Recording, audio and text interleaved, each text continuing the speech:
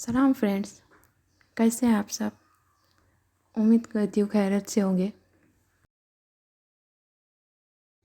नमल का अगला पार्ट पेश है। बाप दो फरेबकार। और इब्लिस का साथी मामून भी था, जन्नत से निकाले जाने वाली एक कमतर रूह कि वहाँ भी उसकी निगाह और सोच नीचे झुकी रहती और ज़्यादा सराहती सोने की बनी जन्नत की रोश को। ये मंज़र उसे किसी भी दूसरे से ज़्यादा मज़ा देता है। उसी ने सिखाया बनी नूह इंसान को अपने नापाक हाथों से धरती माँ के बतन को खुद कर लूटना। उन खजानों को जो छुपे बेहतर थे। जल्द ही उसकी फ़ौज ने जहन्नम की पहाड़ी में डाला एक वसी छेद और खोद डाले सोने की पसलियाँ। ना हो कोई हैरान इस बात पे कि सोना उगता है अंधेर जहन्नम में, कि शायद मिट्टी ही काबिल है इस कीमती बला के। माखुज़ अज़ मिल्टन जन्नत गुमशुदा। हुस्न इश्क का सोज ताल्लुक़ सिमतों का पाबंद नहीं, अक्सर तो खुद शम्मा का शोला बढ़ के गया परवाने तक। हाशिम कारदार की बेटी सोनिया की सियाह सुनहरी सालगिरह आज यानी हफ्ते की शाम को थी। शायद इसीलिए हफ्ते की सुबह भी चमकीली सुनहरी तुलू हुई थी। जुल्फ़िकार यूसुफ के घर में नाश्ते का धुआं, नुदरत की डांट भरी ताकीदें, हन्नैन की भागम भाग तैयारी, सब एक साथ चल रहा था। सादी आज भी सुबह सवेरे रेस्टोरेंट चला गया था। सैम अब यूनिफॉर्म में तैयार गोल मेज़ के गिर्द बैठा नाश्ता कर रहा था। हन्नैन अपने सिया कोट शूज़ पॉलिश करके जब आई तो उसकी प्लेट को देखकर मुंह बन गया। अम्मी, मैंने नहीं खाना ढक्कन टोस्ट। ये मोटा आलू मेरे लिए ब्रेड का पहला और आखिरी टोस्ट ही बचाता है हमेशा। वो माथे के बालों पे ब्रश फेरती वहीं से चिल्लाई। किचन से नुदरत का डपटा हुआ जवाब फ़ौरन आया। 1000 दफ़ा कहा है खाने की चीज़ों के नाम मत रखा करो। उसने मुंह में बड़बड़ाते हुए आगे होकर सैम का आधा पराठा तोड़ लिया। खिलाफ मामूल सैम ने कोई रद्द-ए-अमल ज़ाहिर ना किया, चुपचाप खाता रहा। वो नाश्ता करके उठी थी कि सैम ने पुकारा, हन्ना। हन्ना, उसने घूर कर उसे देखा। तारीख गवाह है कि तुमने मुझे बगैर काम के हन्नन कभी नहीं कहा। आज का लंच मेरी तरफ से है। हाथ झाड़ते उसने मज़ीद संजीदगी से इतला दी। हन्नन ने बैग कंधे पे डाला, फाइल उठाई और इस्तेज़ाई अंदाज में सर झटका। मुझे गेस करने दो कि क्या मंगवाया होगा तुमने। हाँ, होंगे समोसे, साथ में चरगा और आलू के चिप्स। और जैसे इन सब अशिया पे लानत भेजकर वो दरवाजे की तरफ बढ़ी, जहाँ बाहर वैन वाला हॉर्न दिए जा रहा था। स्प्रिंग रोल्स, बाहरी कबाब और बेक्ड हुए आलू, सैम ने उकब में बड़े सुकून से कहा। हन्नैन के कदम जंजीर हुए, आंखें बेयकीनी से फैली, एकदम मुड़ी, कोहनी से दबोच कर उसे सामने खड़ा किया। फिर साथ में होगी पुदीने की चटनी और मशकूक नज़रों से घूरा। ओह, तुम्हारी फेवरेट मेयोनीज़ वाली सॉस। हन्नैन के लब भरपूर मुस्कुराहट में फैल गए, आंखों में शरारत चमकी, बाजू छोड़ा और चलने का इशारा किया। अब काम बताओ। रात हाशिम भाई की बेटी की सालगिरह में मैंने भी जाना है। वो दोनों साथ चलते बाहर आए तब बागीचा क्रॉस करते हुए सैम ने कहा, सादी भाई ने कहा था कि अम्मी नहीं जा रही तो मैं घर में रहूं। तुम्हारे पास ब्लैक सूट है? हाँ, वही जो भाई ने बर्थडे पे दिया था। तो फिर उसको धूप लगवा लो, हवा लगवा लो और इस्त्री करवा लो। वो गेट बंद करके वैन की तरफ बढ़ते हुए बड़े सुकून से बोली। सैम ने खुशगवार बेयकीनी से उसे देखा। मगर तुम भाई को कैसे मनाओगी? सॉरी हन्ना। सैम, यूसुफ, ये जो आज तुम मुझ पे अपनी पॉकेट मनी झोंक रहे हो ना, ये इसलिए है कि तुम्हें पता है उस काम के लिए सही बंदी मैं ही हूँ। इसलिए अपने सूट की फ़िक्र करो बस, कहकर वो वैन में चढ़ गई। اندر رافیہ اور ختیجہ بری طرح دہرائی کرنے میں مگن تھی، جبکہ نائمہ کتاب کھولے کچھ لکھ رہی تھی۔ آج ان کا آخری پیپر تھا۔ کیسی تیاری ہے؟ اس نے امتحان کی صبح کا مخصوص سوال دہرایا۔ یار کچھ نہیں آتا، سمجھو سب مکس اپ ہو گیا، رافیہ نے ہراساں نفی میں سر ہلاتے ہوئے مخصوص جواب دیا۔ حنین نے اپنی فائل کھولی اور سرسری نگاہ دوڑانے لگی، پھر کسی احساس کے تحت نائمہ کو دیکھا۔ وہ ٹیشو پیپر پہ کچھی پنسل سے لکھے جا رہی تھی۔ نقل کے یہ طریقے ان کو جانے سوچتے کہاں سے تھے؟ اگر پکڑی گئی تو؟ حنین نے قریب ہو کر سرگوشی کی۔ اس نے گھور کر اسے دیکھا تو گرمی گرمی کرتے اس سے پسینہ پوچھ لوں گی، سارے ثبوت ختم۔ اس نے شانے اچکا دیے تو حنین سر جھٹک کر اپنا پڑھنے لگی۔ سیم کھڑکی سے باہر دیکھتا اپنے سوٹ اور ان دوستوں کے بارے میں سوچ رہا تھا جن کو اس نے سوموار کی پارٹی کی تفصیلات دینا تھی۔ ذہن میں وہ فکریں ترتیب دے رہا تھا۔ پتہ ہے ہمارے ایک انکل ہے، کزن ہے، ہاشم بھائی، ان کا گھر پتہ ہے کیسا ہے؟ سیم کو یہ سوچ کر ہی مزہ آ رہا تھا کہ وہ کتنے مزے سے اپنے دوستوں کو سارے قصے سنائے گا۔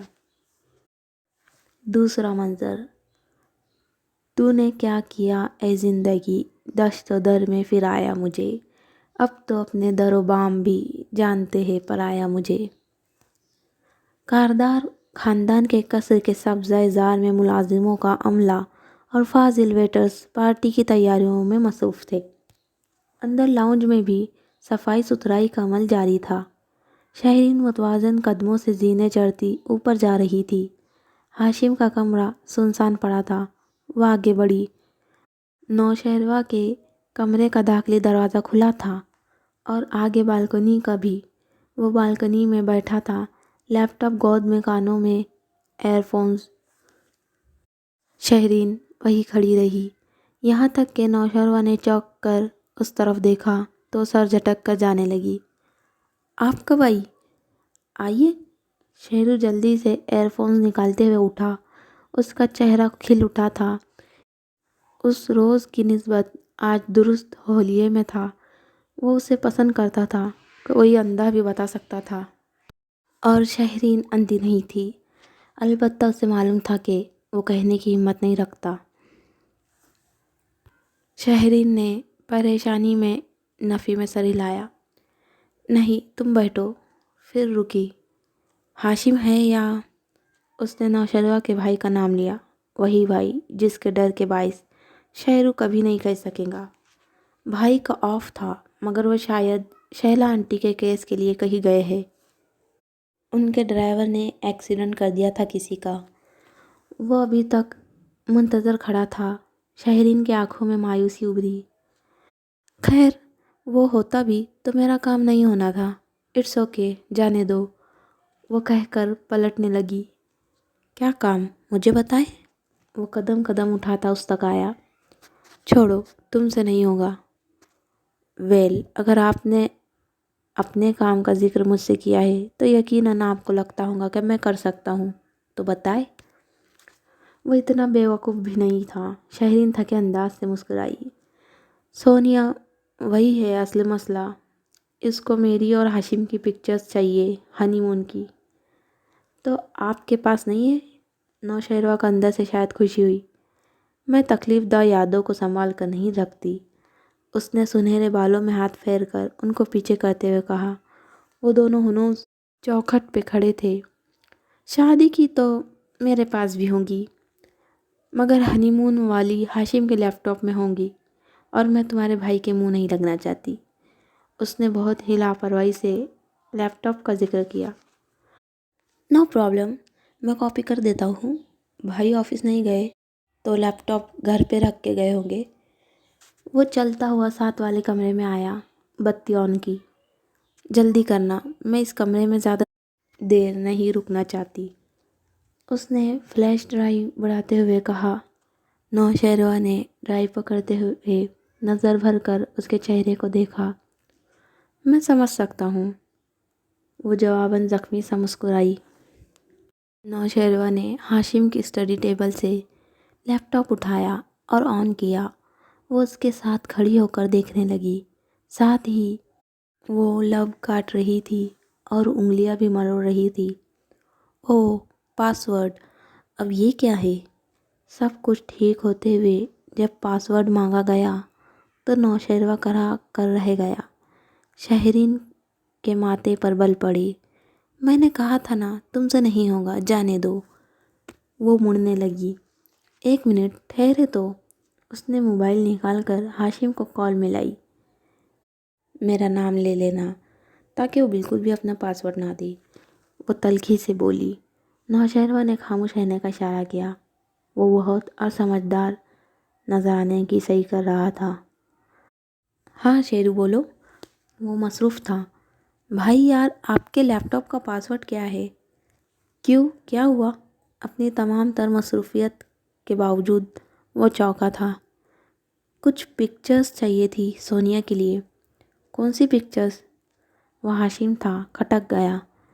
भाई दे रहे हो या मैं कुछ और करूं? उसका मूड बिगड़ने लगा। फिर अच्छा कहकर सर हिलाकर फ़ोन बंद किया और मुस्कुराते हुए कीबोर्ड के बटन दबाए।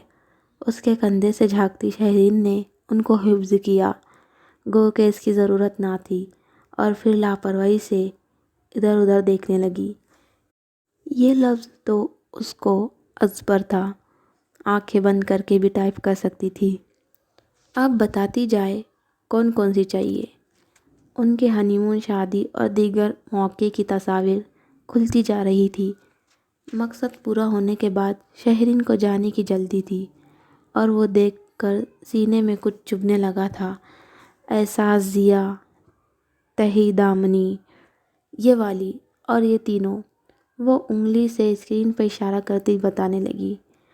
नौशेरवा ने कॉपी करते हुए उसके चेहरे को देखा। वो ज़ब्त करती हुई नज़र आ रही थी। उसने अफसोस, हमदर्दी, तरहम सब महसूस किया था, सिवाय फरेब की बू के। तीसरा मंज़र। मैं तो लब खोल के पाबंद सिलासिल ठहरा, तेरी और बात है तो साहब महफिल ठहरा। कमरा इम्तिहान में मामूल का सन्नाटा छाया था। दो मुम्तहन ख़वातीन कुर्सियों के कतारों के बीच टहल रही थी। लड़कियां सर झुकाए धड़ाधड़ लिखे जा रही थी। हन्नैन ने दफ्तन दर्द करती उंगलियों को सहलाते हुए सर उठाया और फिर गर्दन को रिलैक्स करते हुए दाएं तरफ देखा। कमरे की एक दीवार खिड़की से ढकी थी और सामने सड़क और बंगलों की कतार नज़र आ रही थी। जिस लॉ कॉलेज को उनका इम्तिहानी मरकज़ बनाया गया था, वो दरअसल एक बड़ा सा बंगला था, और ये कमरा यकीनन ड्राइंग डाइनिंग के तौर पे इस्तेमाल के लिए बनाया गया होगा, उसने सोचा। नीचे लॉन था और वहाँ से उन अधेड़ उमर वकील साहब की कार निकलती दिखाई दे रही थी, जो हाई कोर्ट के वकील थे, इस लॉ कॉलेज के मालिक थे, और हर पेपर में बार बार इम्तिहानी कमरों का चक्कर लगाकर अपनी ख़राब अंग्रेज़ी में लड़कियों को नकल करने के नताइज से डराने की कोशिश करते थे। शुक्र कि अब वो कहीं जा रहे थे और अगले 1.5 घंटे सर पे सवार नहीं होंगे, उसने मुस्कुराहट दबा कर सोचा और दोबारा पर्चे पे झुक गई। श्श, नाइमा ने पीछे से उसे टोका दिया। उसने झुंझलाकर मुमतहन को देखा, जिसकी उनकी तरफ पुश्त थी, और फिर पीछे मुड़ी। क्या है? राफिया को दो, उसने टिशू आगे किया।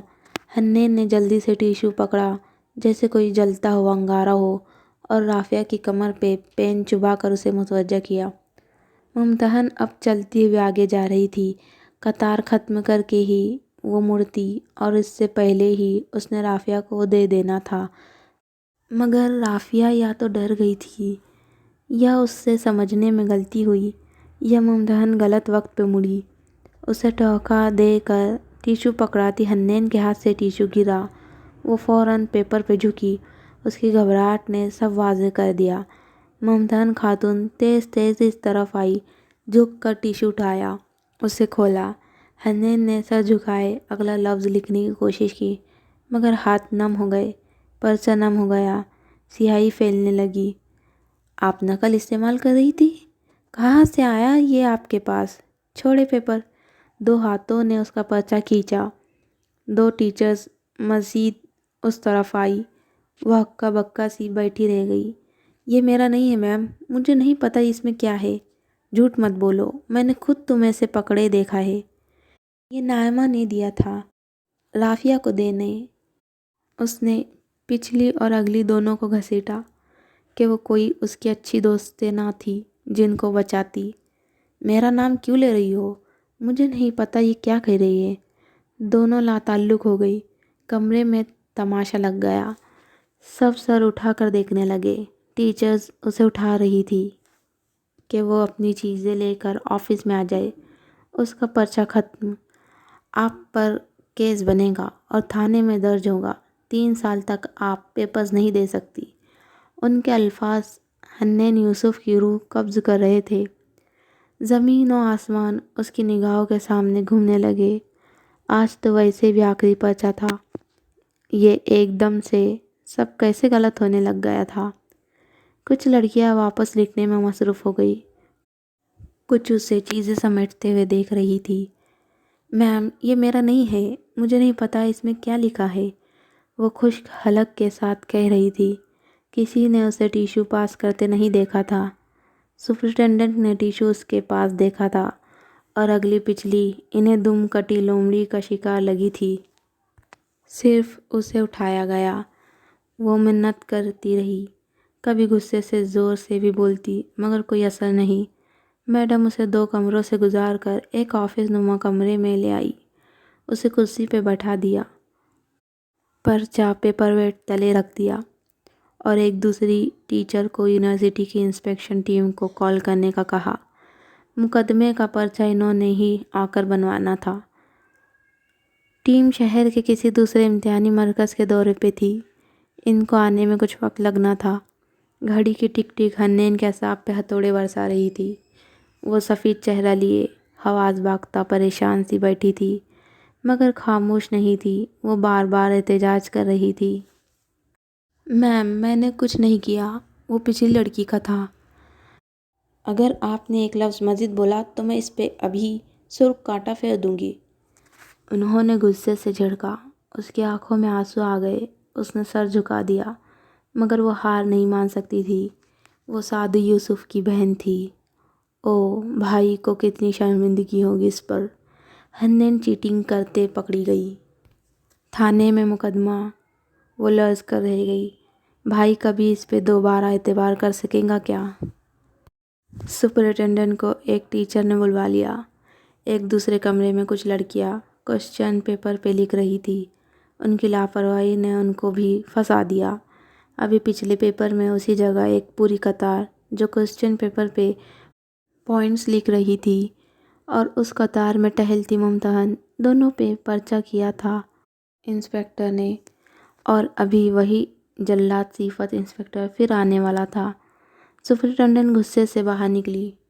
حنین کمرے میں تنہا رہ گئی۔ گھڑی کی ٹک ٹک ہر سو گونجنے لگی۔ میز پہ سپرنٹینڈنٹ کے پرس کے ساتھ ان کا موبائل رکھا تھا۔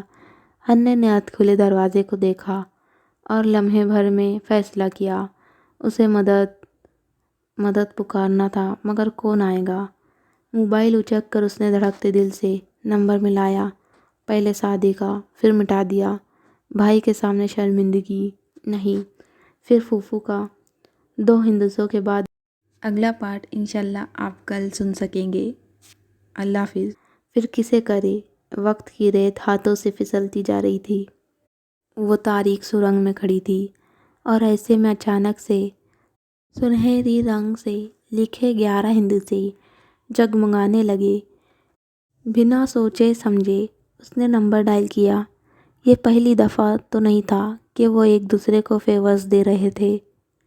ہیلو، ہاشم نے تیسری گھنٹی پہ فون اٹھایا۔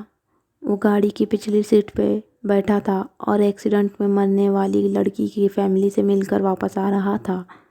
گو کہ نمبر انجان تھا مگر ہاشم ہر انجان کال اٹھایا کرتا تھا۔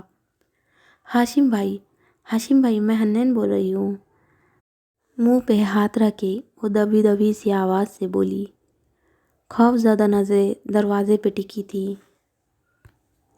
کون حنین؟ وہ یاد کرنے لگا تھا۔ حنین کے گرد اندھیرے بڑھنے لگے۔ نقل کرنے پہ ایک پرچہ، امتحانی مرکز میں موبائل کے استعمال پہ دوسرا پرچہ۔ میں ندرت کی بیٹی، فارس کی بھانجی، زمر کی سعدی کی بہن۔ ہاشم چونکا تھا۔ ہاں حنین، بولو بیٹا، کیا ہوا؟ خیریت؟ اور اس کی آنکھوں سے آنسو گرنے لگے۔ ہاشم بھائی، انہوں نے مجھے چیٹنگ کے جرم میں پکڑا ہے، پرچہ ہوگا، پلیز کچھ کرے۔ تم کدھر ہو؟ مجھے ایڈریس بتاؤ اور فون کہاں سے کر رہی ہو؟ اس نے جلدی جلدی ایڈریس بتایا تھا کہ باہر سے بولتی سپرنٹنڈنٹ کی آواز قریب آنے لگی۔ سپرنٹنڈنٹ آ گئی، کال بیک مت کیجیے گا۔ گھبرا کر اس نے فون رکھا۔ دروازہ کھلا اور وہ اندر آئی۔ حنین نے ماتھے سے پسینہ صاف کیا۔ دونوں ٹیچرز اس کی طرف متوجہ نہیں تھی۔ اسے تو وہ کنارے لگا ہی چکی تھی۔ اب پوری 5 لڑکیوں کے کوشچنز پیپر کا معاملہ آ گیا تھا۔ انسپیکشن ٹیم آئیں گی تو یہ پنڈورا باکس بھی کھلے گا۔ وہ لوگ سخت غصے میں تھی۔ کسی نے بھی موبائل کی سمت نہ دیکھا کہ ان کو بلا اجازت خود بھی موبائل استعمال کرنے کی اجازت نہ تھی۔ حنین اب بہتر محسوس کر رہی تھی۔ ہاشم سے بات کر کے تسلی ہوئی تھی۔ یہ لاء کالج تھا، ہو سکتا ہے ہاشم ان خراب انگریزی والے پرنسپل کو جانتا ہو، وہ انہیں فون کر دے اور معاملہ ختم ہو جائے۔ ہاشم تو سب کو جانتا ہے، اور یہ تو سب کو پتہ تھا کہ کام کے وقت ہاشم کا آدھار کو ہی پہلی کال کی جاتی ہے۔ اس نے کوئی غلطی نہیں کی۔ وہ انگلیاں مروڑتی خود کو ریلیکس کر رہی تھی۔ گھڑی کی سوئیاں آگے بڑھ رہی تھی۔ وہ کھڑکی سے نیچے گیٹ کو دیکھنے لگی۔ یہاں سے گیٹ صاف دکھائی دیتا تھا۔ وہ وکیل پرنسپل کب آئیں گے؟ کتنا وقت گزرا، سپرنٹنڈنٹ کی کتنی کڑوی کسیلی سنی، کچھ پتہ نہیں۔ پتہ اس وقت چلا جب اس نے گیٹ کے پاس سیاہ چمکتی کار رکتی دیکھی۔ پچھلا دروازہ کھول کر وہ نکلا۔ سیاہ سوٹ، ٹائی، سن گلاسز، ہاتھ میں سرخ کور کی فائل۔ گلاسز اتارے ہوئے اس نے گیٹ پار کیا۔ حنین کا سانس رک گیا۔ بہت عرصے بعد دیکھا تھا مگر وہ پہچان گئی تھی۔ وہ ہاشم تھا۔ ہاشم خود آیا تھا حنین کے لیے۔ وہ ساکت تھی۔ وہ وکیل لگ رہا تھا یا اس کی شخصیت ایسی تھی؟ اسے کسی ملازم نے نہیں روکا۔ وہ کسی سے امتحانی کمرے کا پوچھ کر اوپر آیا، راہداری عبور کی اور سپرنٹنڈنٹ کے آفس کے سامنے رکا۔ حنین بے اختیار کھڑی ہو گئی۔ اس کی آنکھوں میں امید اور خوف دونوں سمٹے تھے۔ سپرنٹنڈنٹ آپ ہیں؟ ہاشم نے سنجیدگی سے سپرنٹنڈنٹ کو مخاطب کیا۔ وہ دونوں خواتین پزل سی ہو کر اسے دیکھنے لگی۔ جی میں ہی ہوں، مگر یہ امتحانی مرکز ہے، یہاں غیر متعلقہ افراد کا داخلہ۔ اس کی شخصیت کے رعب میں وہ ذرا دھیمی سی کہنے لگی، تو پھر آپ ان کو یہاں سے بھیج دیں کیونکہ مجھے اور آپ کو تنہائی میں بات کرنی ہے۔ ہاشم نے کرسی کھینچی، ٹانگ پہ ٹانگ جما کر بیٹھا اور سنجیدگی سے دوسری ممتحن کی جانب اشارہ کیا۔ سپرنٹنڈنٹ پریشان ہوئی مگر دوسری ٹیچر خود ہی جلدی سے باہر نکل گئی۔ حنین بیٹا، دروازہ بند کرو۔ اس نے اطمینان سے دوسرا حکم صادر کیا۔ سپرنٹنڈنٹ چونکی۔ وہ اس بچی کا جاننے والا تھا مگر حنین نے جلدی سے دروازہ بند کیا، پھر واپس آ کر کھڑی رہی۔ ٹانگوں سے جان نکلنے کو تھی مگر بیٹھی نہیں۔ ہاشم نے ابھی تک اس کی طرف نہیں دیکھا تھا۔ دیکھے، آپ اس طرح کیسے اندر آ گئے ہیں؟ یہ کوئی طریقہ کار نہیں۔ اب کہ ان کو غصہ چڑھنے لگا تھا۔ میں ہاشم کا آدار ہوں، حنین یوسف کا وکیل، اور طریقہ کار میں ابھی آپ کو سمجھا دیتا ہوں۔ مگر اس کے نام کا سپرنٹنڈنٹ پہ کوئی اثر نہ ہوا۔ وہ اسے نہیں جانتی تھی۔ اس بچی نے نقل کی ہے، یہ نقل کی بوٹی۔ ٹیشو پیپر لہرایا۔ ہم نے اس کے پاس سے پکڑی ہے اور ابھی انسپکٹر آ کر اس پہ پرچہ کاٹنے لگے ہیں۔ اس لیے میں یہاں آپ کی کوئی سفارش نہیں سننے والی ہوں۔ جی، یہ نقل کی بوٹی اس کے پاس تھی، بالکل تھی۔ ہاشم نے اس بات میں سر ہلایا تو حنین نے کرن کھا کر بے یقینی سے اسے دیکھا۔ اور یہ بوٹی اسے آپ نے پہنچائی تھی، میڈم سپرنٹینڈنٹ۔ میڈم کا منہ کھل گیا، آنکھوں میں حیرت اور پھر غصہ ہلکورے لینے لگا، مگر اب ہاشم نے اسے بولنے کا موقع نہیں دینا تھا۔ یہ آپ ہی نے پہنچائی ہے، بالکل اسی طرح جیسے پچھلے چند سالوں میں آپ نے اپنی 3 رشتہ دار بچیوں اور ایک دوست کی بچی کو نقل پہنچائی تھی۔ ان چاروں لڑکیوں کے بیان حلفی، نقل کے عمل کا طریقہ، ان امتحانی مراکز کی تفصیلات اور شناختی کارڈز کی کاپی سب اس فائل میں موجود ہے۔ اور جب میں یہ فائل یونیورسٹی انتظامیہ اور کنٹرولر امتحانات کو دکھاؤں گا، اور جب وہ ان میں سے ایک بچی کے منہ سے سب سنیں گے، کیونکہ وہ بچی بعد میں مدرسے چلی گئی تھی اور اب اسے اپنی نقل کی کمائی گئی ڈگری پہ بے حد ندامت ہے، تو آپ کا کیا بنے گا؟ سپرنٹینڈنٹ کا تو رنگ سفید پڑا ہی۔ حنین الگ منہ کھولے ہاشم کو دیکھ رہی تھی، جو سرخ فائل لہرا کر سب کہہ رہا تھا۔ یہ جھوٹ ہے، میں نے کبھی کسی کو نقل نہیں کروائی۔ وہ میرا مسئلہ نہیں ہے، یہ بچی میرا مسئلہ ہے۔ آپ اسے پیپر واپس دے، اور اس کا جو کتنا ٹائم ضائع ہوا ہے؟ رک کر حنین کو دیکھا، وہ جو ہکا بکا اسے دیکھے جا رہی تھی، گڑبڑا کر گھڑی دیکھی۔ 40 منٹ، اس کے جو 40 منٹ ضائع ہوئے ہیں وہ اس کو ایکسٹرا دے۔ اس کا پیپر بغیر سرخ نشان کے لیا جائے اور اسے عزت سے جانے دیا جائے، کیونکہ اگر ایسا نہ ہوا تو آپ کی یونیورسٹی کے وی سی کا نمبر میرے فون میں آر کی لسٹ میں ہے۔ ساتھ ہی موبائل اسکرین دکھائی، کنٹرولر امتحانات کا ایس کی لسٹ میں اور آئی جی کا ٹی میں۔ تو میرے RST دبانے سے پہلے اس بچی کو اس کا پیپر واپس مل جانا چاہیے۔ وہ سپرنٹینڈنٹ کی آنکھوں میں دیکھ کر بہت اطمینان سے کہہ رہا تھا، یہ سب بکواس ہے اور ہم انسپیکشن ٹیم کو کال کر چکے ہیں، وہ آتے ہی ہوں گے۔ وہ بے چین، مضطرب، غصے میں تھی۔ یہ تو اور بھی اچھی بات ہے، میں یہ فائل انہی کو پیش کر دوں گا، اور مجھے لگتا ہے ابھی تک آپ کو ان لڑکیوں کے بیانات کی نزاکت کی سمجھ نہیں آئی۔ حنین بیٹا، یہ لو، اور پہلا بیان ان کو پڑھ کر سناؤ۔ ہاشم نے سپرنٹینڈنٹ کو ہی دیکھتے ہوئے فائل اس کی طرف بڑھائی۔ حنین کو کچھ سمجھ نہیں آ رہا تھا۔ اس نے کپ کپاتے ہوئے ہاتھوں سے فائل کھولی اور پہلا صفحہ سامنے کیا۔ Kardar and since presentation. ہاشم کاردار کے پوائنٹس، وہ اندھوں کی طرح صفحے کو اوپر نیچے دیکھ رہی تھی۔ یہ تو ہاشم کے آفس کی کوئی فائل تھی۔ اس نے خوف زدہ نگاہوں سے ہاشم کا چہرہ دیکھا۔ کیا وہ غلط فائل اٹھا لایا تھا؟ پڑھو حنین، اب کہ ہاشم نے اسے دیکھ کر کہا، پھر تیرچا ہو کر خود فائل کو دیکھا۔ پہلا کیس تو آپ کی بہت قریبی عزیز بچی کا ہے، اور یہ واقعہ بھی اسی سیکٹر کے ایک کالج میں پیش آیا۔ وہ جیسے پڑھتے ہوئے اعتماد سے کہہ رہا تھا، وہ غلط فائل نہیں اٹھا کر لایا تھا۔ حنین بے یقینی سے اسے دیکھ رہی تھی۔ ہاشم جھوٹ بول رہا تھا۔ بس، سپرنٹینڈنٹ کی برداشت کا پیمانہ لبریز ہو گیا۔ ہاتھ اٹھا کر سختی سے روکا۔ ہاشم نے فائل لے کر بند کر دی۔ پیپر ویٹ ہٹا کر پیپر اٹھایا اور حنین کو دیا۔ جاؤ، جا کر پیپر کرو۔ حنین نے میڈم کو دیکھا، وہ ضبط سے لب کاٹتی اسے دیکھ رہی تھی۔ اسی پل دروازہ کھول کر پرنسپل وکیل داخل ہوئے۔ ہاشم نے گردن ترچھی کر کے مسکرا کر دیکھا، پھر اٹھ کر ملا۔ وہ خوشگوار حیرت سے اس سے ملے۔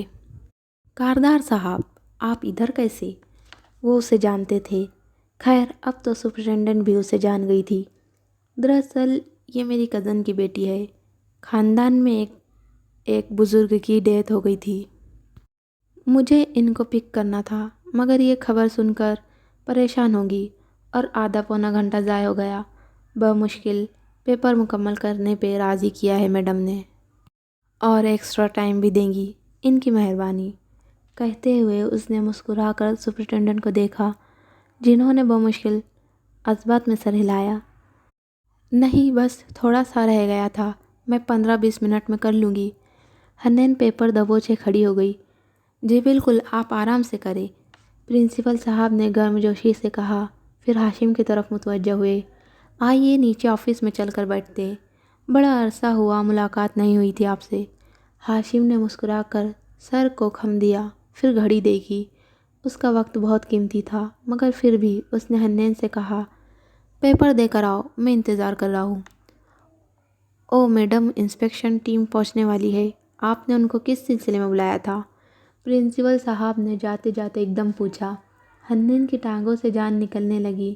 اس نے ہراساں سی ہو کر ہاشم کو دیکھا، جو گہری سرد نظروں سے سپرنٹینڈنٹ کو دیکھ رہا تھا۔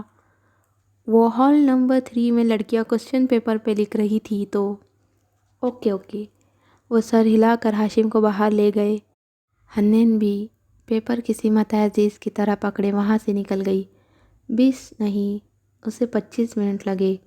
جلدی جلدی پیپر ختم کر کے وہ شعلۂ بار نظروں سے خود کو گھورتی سپرنٹینڈنٹ سے نگاہ ملائے بغیر نیچے آئی تو ہاشم پرنسپل کے آفس، جو پورچ کے ساتھ تھا کہ وہ کالج بنگلہ ہی تھا، سے نکل رہا تھا۔ اسے دیکھ کر خوشگوار سا مسکرایا۔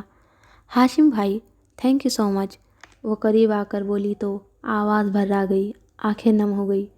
شکریہ کس چیز کا؟ شادی اور تم نے ہم پہ ایک احسان کیا تھا، اس کو اسی کا بدلہ سمجھ لو۔ خیر، میں نے پرنسپل سے کہہ دیا ہے، وہ اس امر کو یقینی بنائے گا کہ تمہارا پیپر بغیر سرخ کانٹے کے سیل ہو جائے۔ ان کو خبر نہیں ہوئی سارے معاملے کی؟ ضرور ہوگی، مگر تب تک تمہارا پیپر جا چکا ہوگا، بے فکر رہو، میں نے سب سنبھال لیا ہے۔ اس نے اعتماد سے کندھے اچکائے۔ مگر وہ فائل، اس میں میڈم کی تفصیلات تو نہیں تھی؟ ہاشم نے ہنس کر سر جھٹکا۔ مجھے تو اس عورت کا نام بھی نہیں معلوم۔ مگر وہ سب آپ نے کیسے کہا؟ میں نے اندازہ لگایا، کم از کم 4 دفعہ تو اس نے یہ کام کیا ہوگا۔ لیکن اگر وہ ایماندار ٹیچر ہوتی تو؟ بہرحال وہ ایماندار نہیں تھی، اور اگر وہ فائل دیکھ لیتی؟ مجھے پتا تھا وہ نہیں دیکھیں گی، اپنا اعمال نامہ کوئی بھی نہیں دیکھنا چاہتا۔ اس نے کلائی پہ گھڑی دیکھی۔ چلو تمہیں ڈراپ کر دوں، اور سعدی یوسف کی بہن بے اختیار 2 قدم پیچھے ہٹی۔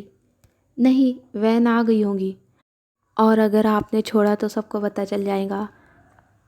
ہاشم بھائی پلیز، سعدی بھائی کو مت بتائیے گا۔ وہ یکدم خوفزدہ اور شرمندہ نظر آنے لگی۔ کیا یہ کہنے کی بات ہے؟ الٹا وہ حیران ہوا۔ حنین نم آنکھوں سے مسکرا دی۔ آج پھر پارٹی پہ آ رہے ہو؟ زمر نے RSVPs ٹکٹ کر کے بھیج تو دیے تھے۔ جی، پھوپھو خود کارڈ دینے آئی تھی، ہم سب آئیں گے۔ اچھا، زمر خود گئی تھی؟ گڈ، ہاشم مسکرا دیا، پھر دوبارہ گھڑی دیکھی۔ اس کو جانا تھا، سو مہذب انداز میں اجازت چاہی۔ حنین کی نگاہوں نے اس کے کار میں بیٹھنے تک اس کا تعاقب کیا۔ اس کا پرفیوم ہنوز اس کے ارد گرد پھیلا تھا۔ وہ جادوگر تھا، ساحر۔ وہ مڑ گئی، ابھی اسے رافیہ اور نائمہ کی بھی خبر لینی تھی۔ اگلا پارٹ انشاءاللہ آپ کل سن سکیں گے۔ اللہ حافظ۔